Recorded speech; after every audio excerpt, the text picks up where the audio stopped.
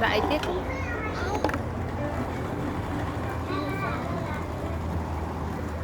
Mochi.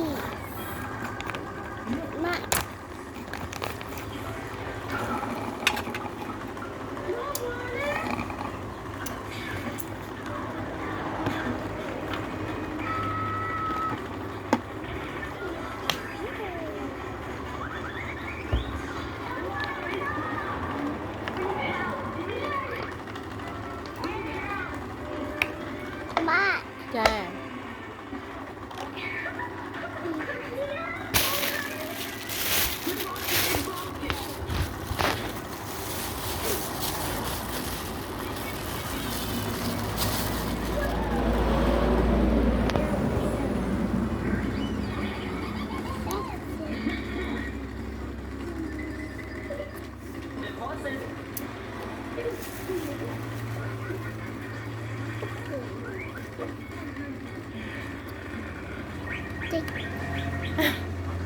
Bà ra hết cô thiệt, bà đãi con.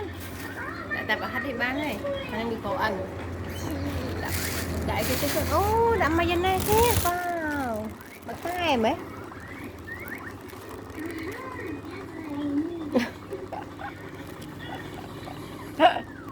Thế là lại ông Pi nhầm đâu, anh hơi nhầm rồi này.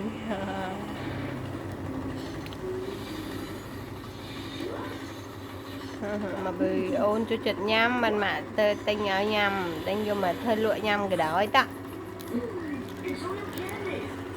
qua hai cái mũi có qua hai mũi qua hai cái tốt là thật đã tốt nó bột nó nào có bột nó nữa wow có cái mấy pizza mà mong để thơ pizza mới ra đi mà cây chẳng ấy